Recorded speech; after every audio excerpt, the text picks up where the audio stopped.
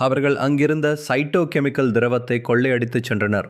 தகவல் அறிந்து ஹரிஷும் ஜீவாவும் அங்கு வருவதற்குள் அந்த இடமே போர்க்களமாக மாறியிருந்தது. அவன் சஞ்சீவனியின் முதல் கட்ட பரிசோதனையை ஆரம்பிச்சிட்டா ஹரிஷ். அவனோட ஆட்கள் சாதாரண மனிதர்கள் மாதிரி இல்லை, அவங்களுக்கு வழி தெரியல என்றான் ஜீவா அதிர்ச்சியுடன். மும்பை ஆய்வகத்தில் கொள்ளையடிக்கப்பட்ட போது அங்கிருந்த ஒரு சிசிடிவி கேமராவில் பதிவான குறியீட்டை ஜீவா ஆராய்ந்தான். அவர்களின் உடம்பில் ஒரு குறிப்பிட்ட டாட்டூ இருந்தது. அது 20 வருடங்களுக்கு முன்பு ஆண்ட்ரூ, லியோ, எலினா ஆகியோர் பயன்படுத்திய பழைய உளவுப்படையின் பீனிக்ஸ் முத்திரை. ஹரிஷ், ஆண்ட்ரூ அவனோட பழைய நெட்வொர்க்கை மீண்டும் உயிர்ப்பிச்சிருக்கான். அவனோட தற்காலிக பேஸ் அந்தமான் நிக்கோபார் தீவுகளுக்கு பக்கத்தில் இருக்கிற ஒரு ஆள் நடமாட்டமில்லாத ரகசிய தீவில் இருக்கு என்று ஜீவா கண்டுபிடித்தான். ஹரிஷ், ஜீவா மற்றும் ரேடியன்ஸ் படையின் ஒரு சிறப்பு பிரிவு நள்ளிரவில் அந்தமான் தீவின் அடர்ந்த காட்டுப்பகுதிக்குள் பாராசூட் மூலம் இறங்கினர். காடு அமைதியாக இருந்தது, ஆனால் அது மரண அமைதி. திடீரென மரங்களுக்கு நடுவிலிருந்து ஆண்ட்ரூவின் சூப்பர் சோல்ஜர்ஸ் பாய்ந்து வந்தனர். அவர்கள் சஞ்சீவனியின் ஆரம்ப கட்ட மருந்தால் நரம்புகள் புடைக்க கண்கள் சிவந்து காணப்பட்டனர். ரேடியன்ஸ் படையினருக்கும் அவர்களுக்கும் இடையே கொடூரமான கைகலப்பு நடந்தது. ஹரிஷ் தன் சில்வர் ரெட் கவச கையுறைகளை பயன்படுத்தி அவர்களின் தாக்குதல்களை எதிர்கொண்டான். ஜீவா, இவங்களோட பலம் சாதாரண மனிதர்களை விட 5 மடங்கு அதிகமாக இருக்கு. இவங்களோட நரம்பு மண்டலத்தை தாக்கினா மட்டும்தான் இவங்க அடங்குறாங்க என்று கத்தினான்.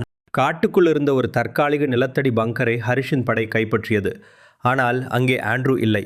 மாறாக அங்கே ஒரு ஹோலோகிராம் திரை தானாக ஆன் ஆனது. அதில் ஆண்ட்ரூவின் உருவம் தோன்றியது. ஹரிஷ், நீ என்னிடத்துக்கே வந்துட்ட, பாராட்டுகள். ஆனால் நீ பார்க்கறது வெறும் சாம்பிள் தான். சஞ்சீவினி ஃபார்முலாவோட முழு வடிவமும் ரெடியாகிடுச்சு. நாளைக்கு காலையில் இந்தியாவின் இதய பகுதியில் ஒரு மாபெரும் வெடிப்பு நிகழும்.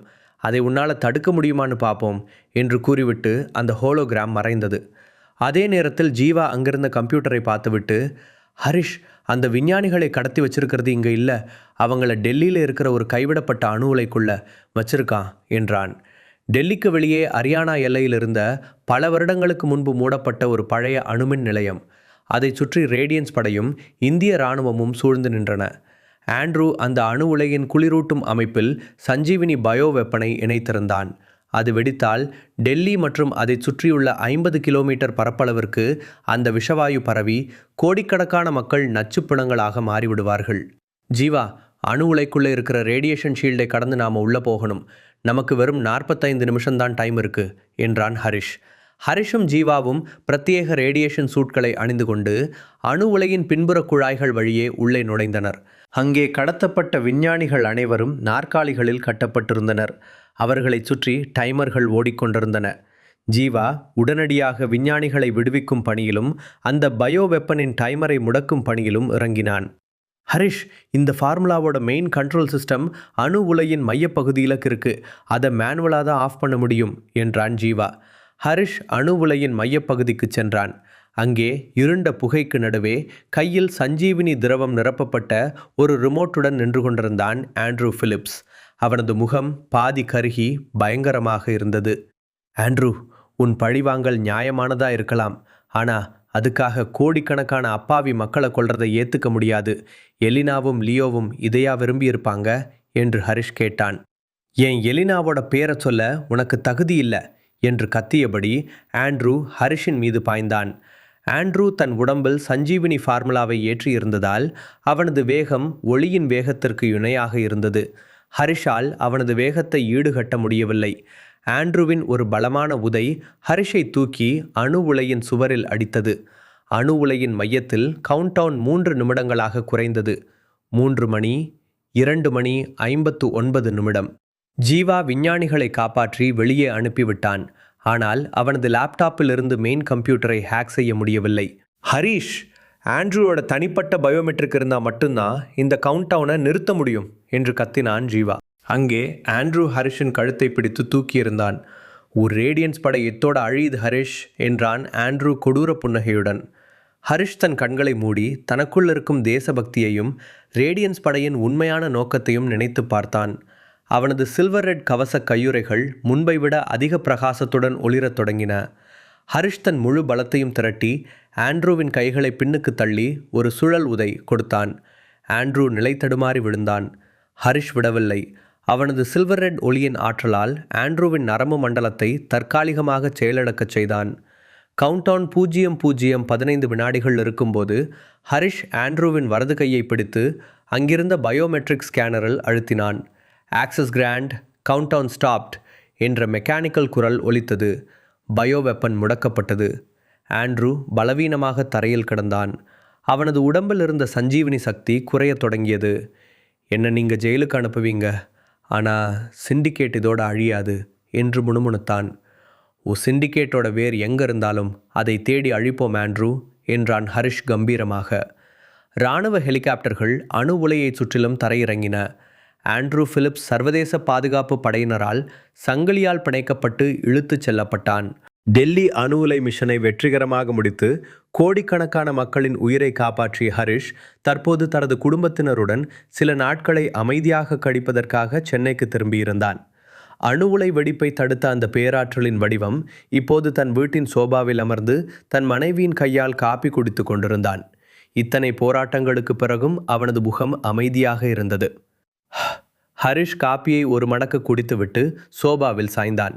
வீட்டின் அமைதியும் மனைவியின் பாசமும் அவனுக்குள் ஒரு நிம்மதியை தந்தது. ஆனால் அவனது ஆழ்மனம் சொன்னது, இந்த அமைதி புயலுக்கு முன்னான அமைதி. அவன் நினைத்தது போலவே அவனது சட்டை பையிலிருந்த புதிய கம்யூனிகேட்டர் ஒரு விசித்திரமான அதிர்வெண்ணில் ஒளிரத் தொடங்கியது.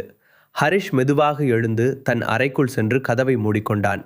கம்யூனிகேட்டரை ஆன் செய்ததும் அதில் கமாண்டர் விஸ்வரூபனின் முகம் தோன்றியது.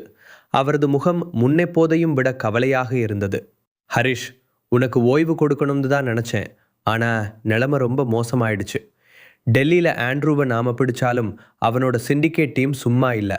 அவங்க நம்ம இந்திய பெருங்கடலோட நடுப்பகுதியில் இருக்கிற ஒரு கைவிடப்பட்ட நீர்மூழ்கி கப்பலை அவங்களோட ரகசிய தளமாக மாற்றியிருக்காங்க. அங்கே அவங்க என்ன பண்ணுறாங்க கமாண்டர்? ஹரிஷ் சுருங்கிய கண்களுடன் கேட்டான்.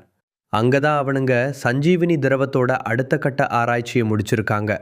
இந்த முறை விஷவாயு இல்லை ஹரிஷ், அந்த திரவத்தை வச்சு பயோ இஎம்பி ஆயுதத்தை உருவாக்கியிருக்காங்க. அதை அவங்க ஆக்டிவேட் பண்ணுனா அடுத்த 24 மணி நேரத்தில் ஒட்டுமொத்த தென்னிந்தியாவோட மின்சாரம், கம்யூனிகேஷன், சேட்டலைட் நெட்வொர்க் எல்லாமே முற்றிலுமாக செயலிழந்துடும். இந்தியா இருளில் மூழ்கிடும். டைம் எவ்வளோ இருக்குது? ஹரிஷ் கருப்பு கண்ணாடியை அணிந்தபடி கேட்டான். வெறும் 3 மணி நேரம்தான். உனக்கான ரகசிய ஜெட் போட் சென்னை துறைமுகத்தில் தயாராக இருக்குது. நீ தனியாக தான் இந்த மிஷனை முடிக்கணும். God bless you Harish. தொடர்பு துண்டிக்கப்பட்டது. அடுத்த 30 நிமிடங்களில் ஹரிஷ் நடுக்கடலில் அந்த அதிவேக படகை தனியாக செலுத்தி கொண்டு பாய்ந்து கொண்டிருந்தான். வானம் இருண்டு, கடல் அலைகள் ஆக்ரோஷமாக எழும்பின. தூரத்தில் கடலின் நடுவே ஒரு பிரம்மாண்டமான கருப்பு திமிங்கலம் போல அந்த நீர்மூழ்கி கப்பல் பாதி மிதந்த நிலையில் நின்று கொண்டிருந்தது. ஹரிஷ் படகின் கம்ப்யூட்டரை ஆராய்ந்தான். நீர்மூழ்கி கப்பலை சுற்றி லேசர் பாதுகாப்பு வளையம் இருந்தது. அவனாகவே ஒரு கணினி குறியீட்டை உருவாக்கி அந்த லேசர் சிஸ்டத்தை ஹேக் செய்து 10 வினாடிகள் முடக்கினான். அடுத்த நொடி ஹரிஷ் படகிலிருந்து காற்றில் பாய்ந்தான். அவனது சில்வர் ரெட் ஆற்றல் அவனது கால்களில் உந்தும் விசையை தர அவன் ஒளியின் வேகத்தில் பாய்ந்து நீர்மூழ்கி கப்பலின் மேல் தளத்தில் லேண்டிங் ஆனான். அவன் கால் வைத்த அடுத்த நொடி லேசர் கிரீட் மீண்டும் ஆன் ஆனது. அதே வினாடி கப்பலின் தளத்தில் இருந்த ரகசிய கதவுகள் திறந்து நவீன ரக தானியங்கி துப்பாக்கிகளுடன் 20க்கும் மேற்பட்ட சிண்டிகேட் கமாண்டோக்கள் ஹரிஷை சூழ்ந்து கொண்டனர். ஹரிஷ், நீ இங்கே வருவன்னு எங்களுக்கு தெரியும் என்று ஒரு கரகரப்பான குரல் ஸ்பீக்கரில் ஒலித்தது. அது ஆண்ட்ரூவுக்கு அடுத்தபடியாக அந்த சிண்டிகேட்டை வழிநடத்தும் கேப்டன் ரிஷி என்பவனுடைய குரல். துப்பாக்கிகள் அனைத்தும் ஒரே நேரத்தில் ஹரிஷை நோக்கி தீயை கக்கின. முழு கதையையும் கேட்டு மகிழ பாக்கெட் FM ஏபி டவுன்லோட் செய்யுங்கள். லிங்க் டிஸ்கிரிப்ஷனில் கொடுக்கப்பட்டுள்ளது.